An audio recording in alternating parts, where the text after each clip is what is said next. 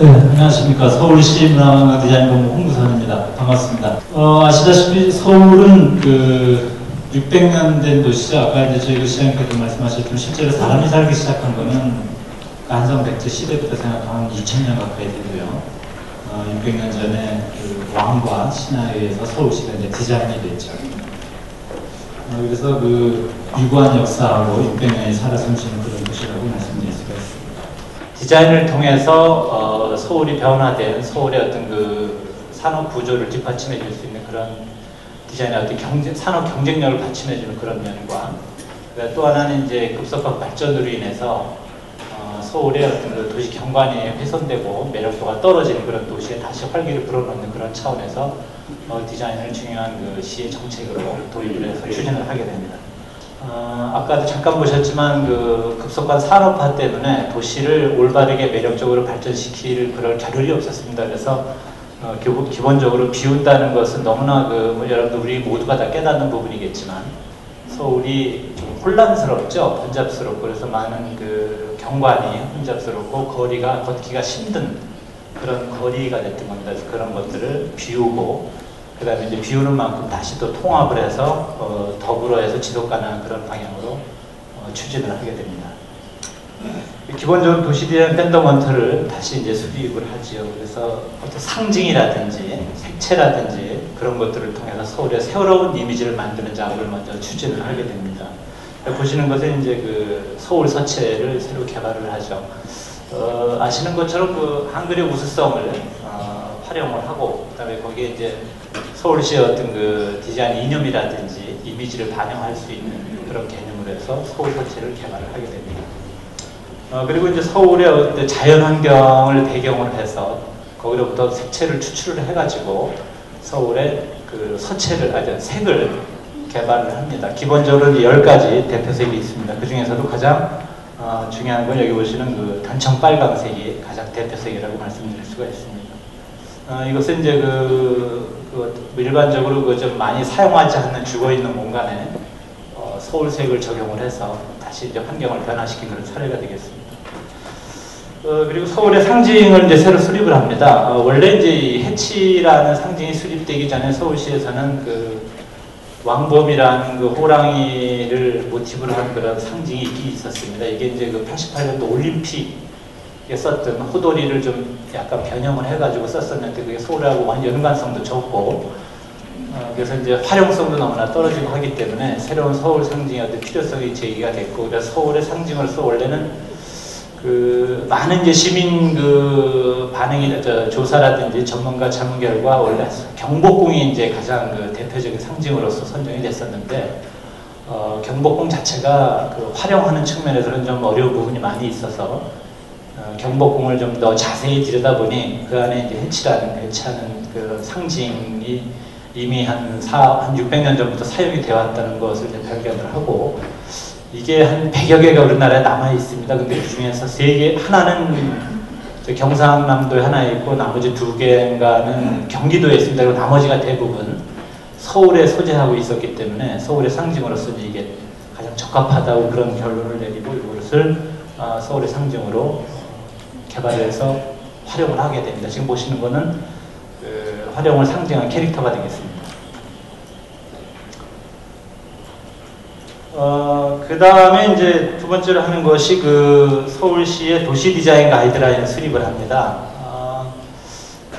이거의 이제 핵심은 그 불필요한 요소를 제거하고 시민들이 안전하고 편리하게 시설물을 이용할 수 있고 보행을 도와줄 수 있는 그런 것들이 이제 가장 중요한 부분이 되겠죠. 여기 보시는 거는 상징적으로, 왼쪽에 보시는 거는 그 전혀 우리 보행인을 배려하지 않은 그런 것들이 되고, 오른쪽에 보시는 게 가이드라인을 적용한 이후에 개선된 내용이 되겠습니다.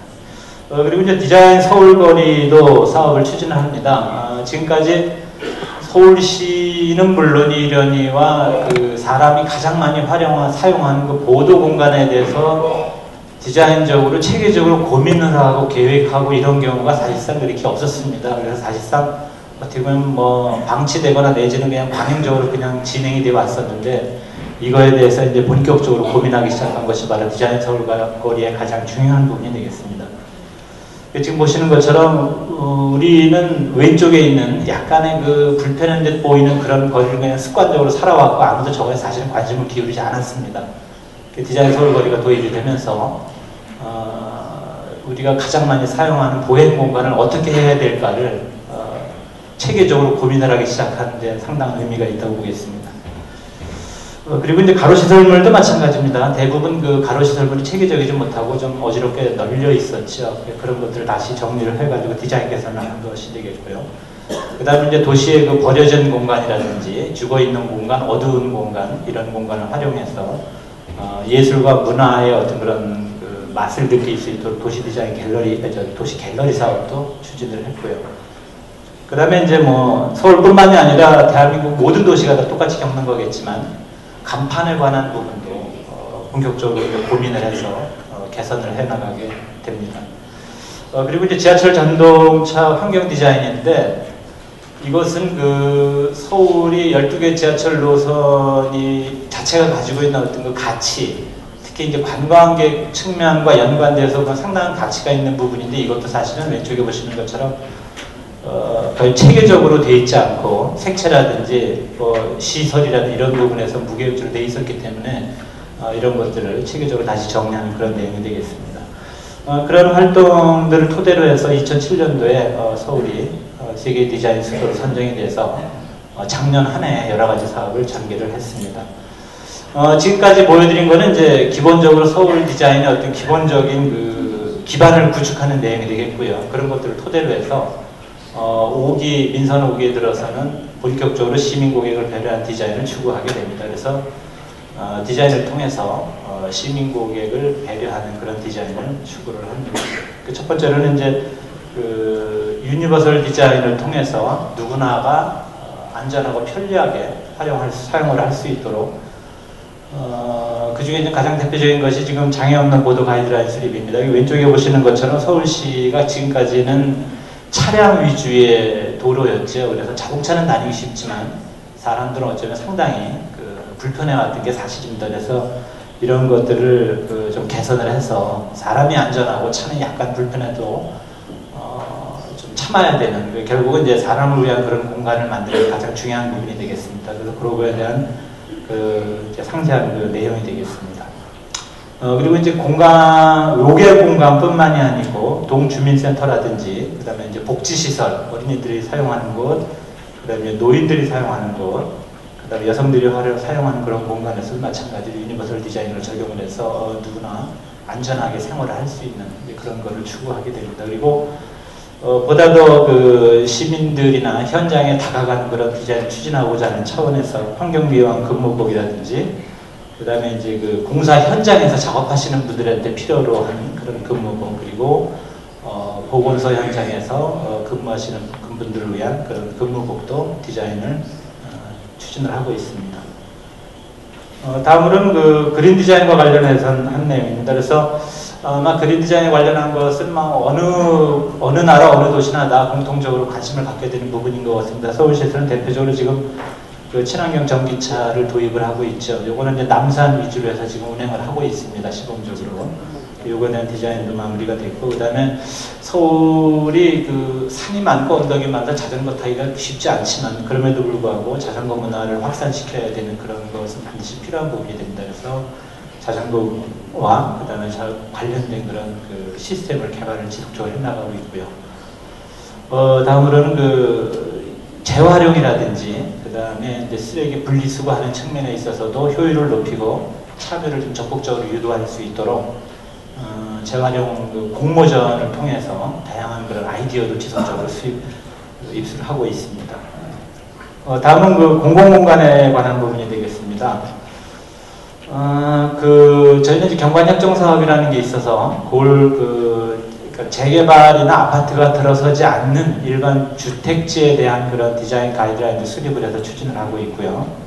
그 다음에 이제 아직까지 개발을 많이 하긴 했지만 지금 보시는 거는 이제 버스 승강장 같은 거 중앙차로에만 되어 있지만 이것은 이제 그 가로변에 놓여지는 버스 승강장도 새로 개발을 했고, 그 다음에 이 부분에서도 이제 저희가 공모전을 통해서 많은 아이디어를 구입을 하고 있습니다. 그리고 지속적으로 가로 시설물들도 업그레이드 해나가고 있고요. 다음으로 이제 서울, 아까 말씀드렸던 서울 상징하고 서울색, 그리고 서울 서체를 통해서 서울만의 어떤 브랜딩을 만들어 나가는 그런 단계가 되겠습니다. 그래서 해치를 활용한 여러 가지 뭐 기념품이라든지, 그 다음에 서울 서체를 지속적으로 보급하는 부분, 그리고 서울색을 개발해서 보급하는 부분, 이것들은 지금 그 서울시 여러 공사장에 지속 확대가 적용이 확대되고 있고, 그 다음에 이제 학용품 같은 것들도 개발을 해서 적극적으로 보급을 하고 있습니다.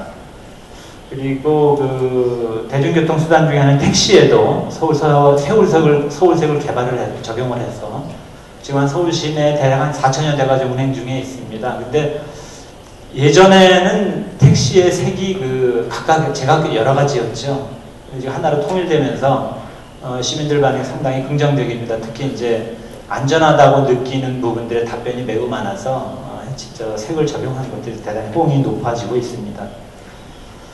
그리고 이제 가장 중요한 부분이 바로 그 디자인을 통해서 아까 초기에 말씀드렸던 것처럼 서울의 그 기본적인 그 8개 신성장 동력 산업을 지원하는 그런 부분이 되겠습니다. 다 아시는 것처럼 디자인이 그 산업에 기여하는 부분 상당히 효과가 높습니다. 그래서 저희가 디자인 그 기업 자금 지원도 대폭 확대를 하고 있고, 그 다음에 이제 우수 디자인 기업 마케팅도 지원을 하고 있고, 디자인 기업 일자리 창출도 적극적으로 지원을 하고 있습니다. 그래서 서울을 그 4개 구역으로 구분해서 각 지역마다 그 4개 디자인 클러스를 조성을 해서 디자인 기업을, 디자인 산업을 지원을 하고 있습니다. 이제 그 중에 대표되는 것이 바로 동대문에 들어서는 그 디자인 플라자가 되겠습니다.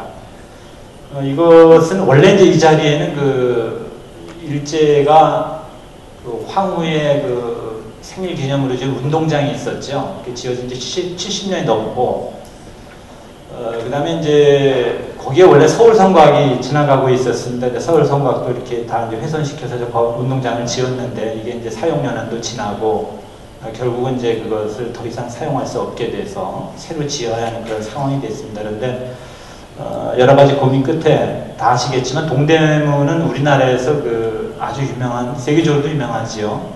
그 패션 타운입니다. 상당히 비중이 높습니다. 그래서 그 패션과 관련된 산업도 육성을 하고 주변과 패션과 연관된 각종 디자인 지원을 하고 디자인 트렌드를 만들어낼 수 있는 그런 디자인 메카로서 디자인 플라자를 건립을 하게 됩니다. 여기 하면 이제 장기적으로는 그 저희가 그 21세기 그 어떤 그 세계 디자인을 선도하고 트렌드를 발신할 수 있는 그런 기지로서 건축을 진행을 해 가고 있습니다. 현재 한 45% 정도 진행이 된 상태입니다. 그리고 그 인근에 아까 말씀드렸던 서울을 4개 지역으로 나눠 디자인 클러스터를 조성을 해서 디자인 기업 지원을 하고 있는데, 그거의 대표적인 그 장소가 바로 여기 보시는 것처럼 서울 디자인 지원 센터가 되겠습니다. 이것을 중심으로 해서 서울 디자인 산업을 지원을 하고 기업들을 지원하는 그런 센터가 되겠습니다.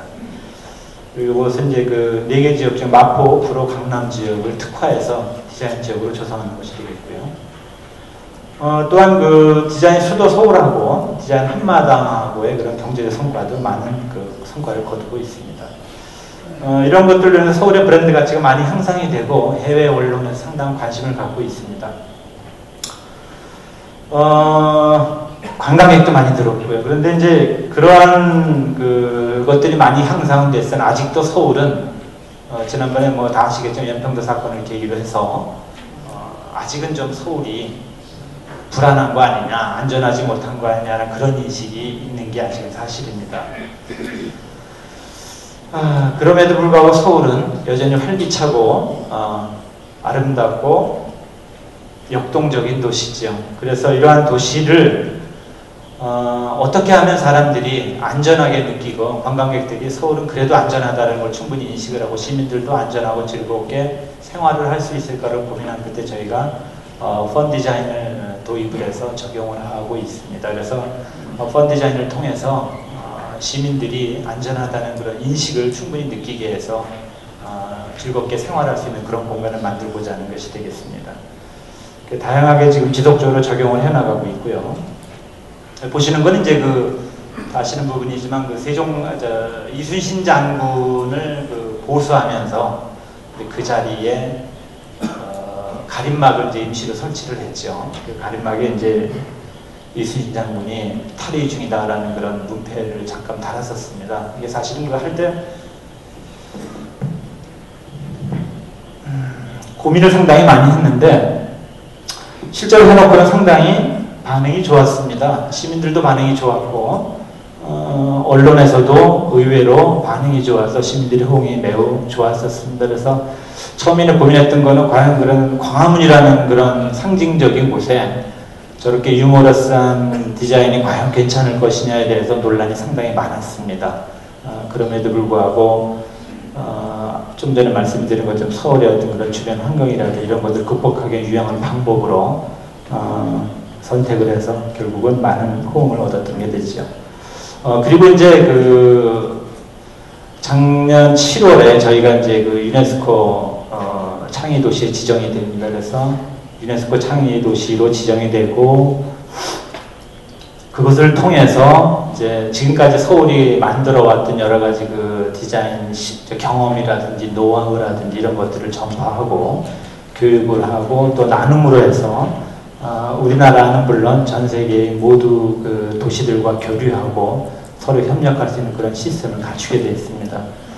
이것을 통해서 브랜드 가치가 상승을 하고 그 다음에 이제 서울 관광산업에도 커다란 기여를 할 수 있을 것으로 봅니다. 그리고 방금 말씀드린 것처럼 서울이 디자인으로서 지금까지 해왔던 여러 가지 사업들을 기반으로 해서 전 세계와 교류를 하고 그 다음에 그런 지식을 나눌 수 있는 그런 기본적인 토대가 마련이 됐다고 봅니다. 그래서 저희 서울시 입장에서는 지금까지 다른 어느 곳에서 인정을 받은 것보다도 유네스코로부터 그런 인정을 받았다는 게 저희로서는 가장 큰 서울을 다시 한번 업그레이드 시킬 수 있는 그런 기회가 됐다고 봅니다. 그래서 그런 것들을 토대로 해서 세계인이 사랑을 하고 보다 매력적인 그런 도시로 지속적으로 만들어 나갈 수 있도록 지속적인 노력을 기울이겠습니다. 예, 감사합니다. 네, 감사합니다.